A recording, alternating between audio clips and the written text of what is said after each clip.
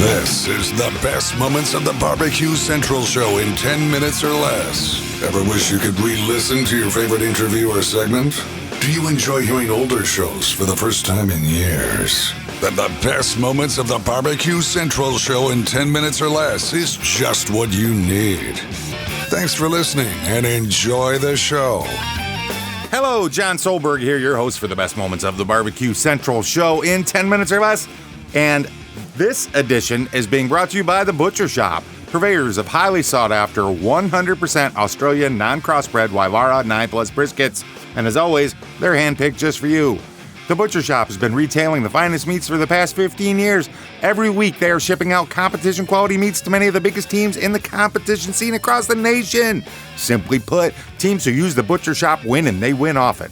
So you're not a competitor, but you still have an eye for the finer cuts. Great news, The Butcher Shop is shipping some of the finest prime, dry-aged Australian Wagyu and Japanese Wagyu steaks to people just like you and me who aspire to be the kings and queens of their cul-de-sacs.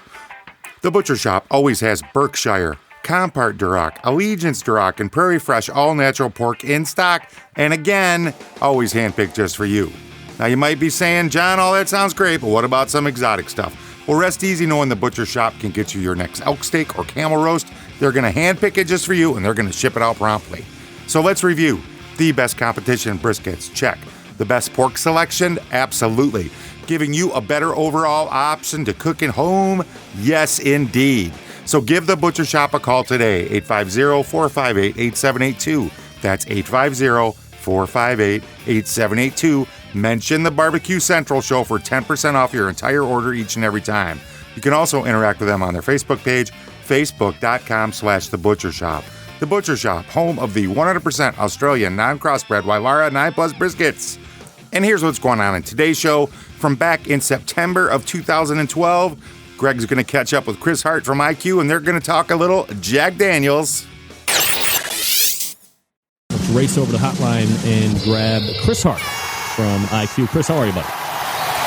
Hey, Greg, how you doing? Doing absolutely fabulous, Chris. Always appreciate you making time for the show.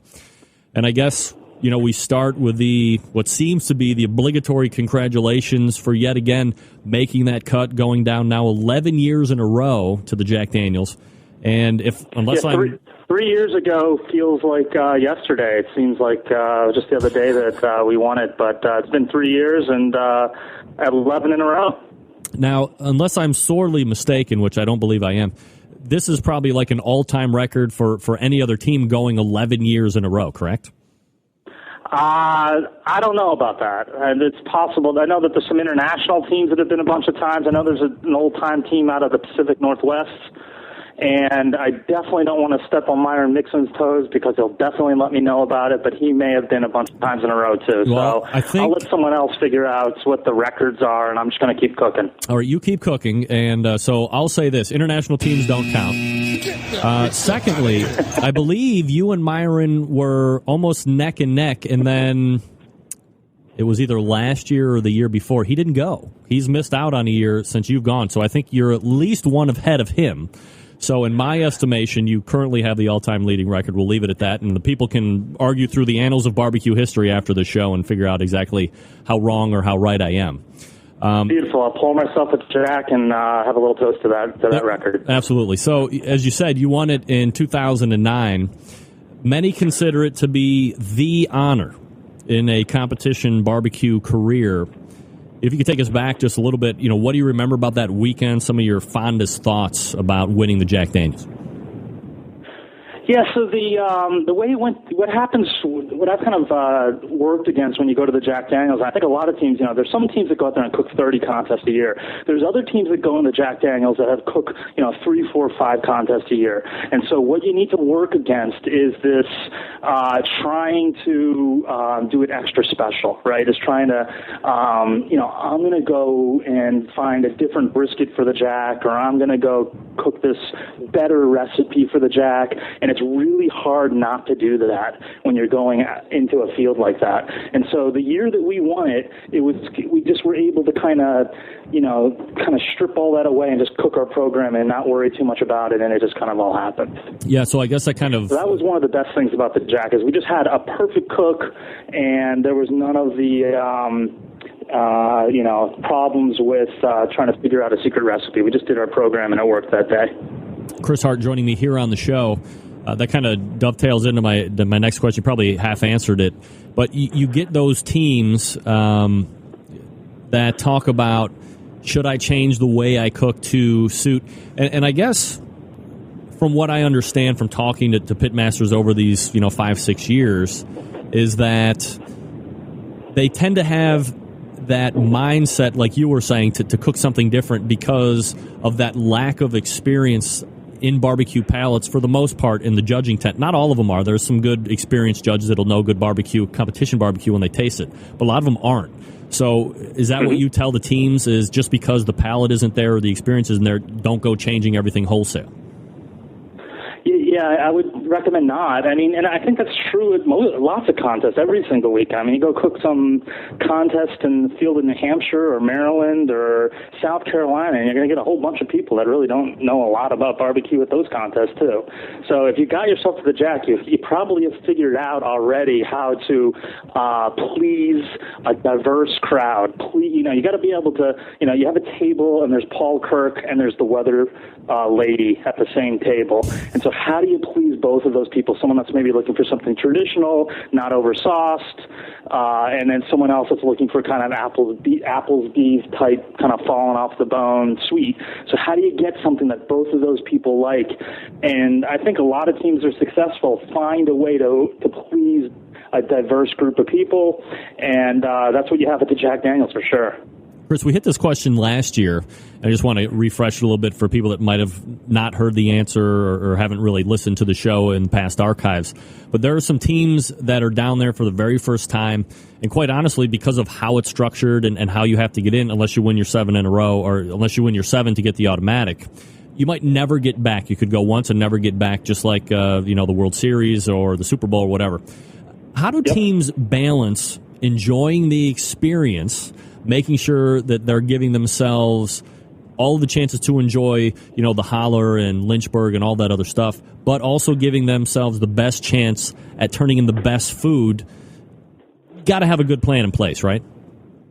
Yeah, you absolutely have to have a good plan. And the year we won, we had a plan. We had at 5 o'clock, we're going to go up on the hill, and, at 2 o'clock, we're going to prep our butts. And we kind of followed it, which is a little bit out of character for us. Honestly, we kind of rolled it a little bit. But you got to have a plan, and you got to give yourself plenty of time. If you feel like that might be your one shot to get there, you should show up on Thursday morning. You should walk around the town. You should take a distillery tour. You should go to Miss Mary Bobo's and kind of get a lot of that stuff out of the way on Thursday, so that you're well rested and focused on Friday and start cooking. The 2012 draw went off this past Friday, and obviously it looks like another great field of American teams that'll be taking part in there. And I suppose it's easy to say that the teams who have won their 7 to get those auto bids should be the favorites. As you reviewed the list, it was coming in through Brethren or however you were getting it, were there any teams that really jump out at you as like, wow, they really have a good shot at winning this year? Yeah, for sure. I mean, there was a lot of interesting teams. Some of them were already, a lot of the teams on my highlight list were already kind of automatics and in. I noted, Three Eyes has had an unbelievable season, and they're in first place for Team of the Year.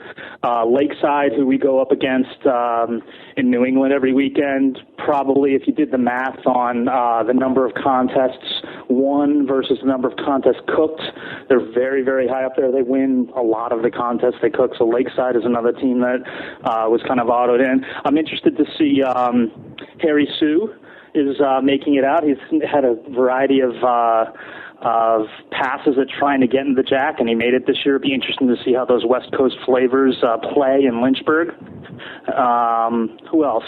Old friend Gary Howard from the Smoke Ring. He's back in. He used to cook that event regularly in the early 2000s, and he's back in the mix. QL, returning champion. Smoking Hogs, returning champion. Johnny Trigg, returning champion. So there's a lot of really cool teams in the mix here.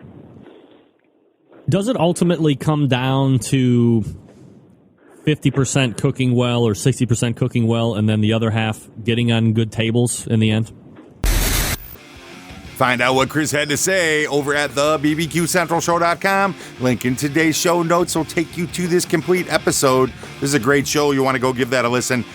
I'm always reminded that the competition side of the Barbecue Central show is big, always has been big, and it has evolved over years. But I love to go back and listen to these stories that I've never been to the Jack, and I would get to feel like I was at the Jack, and I'd be all, now I'm getting all reminiscent, and anyway, I love it. So, hey, thank you so much for listening. Until next time on the best moments of the Barbecue Central show in 10 minutes or less, I'm your host, John Solberg. I look forward to talking to you again soon.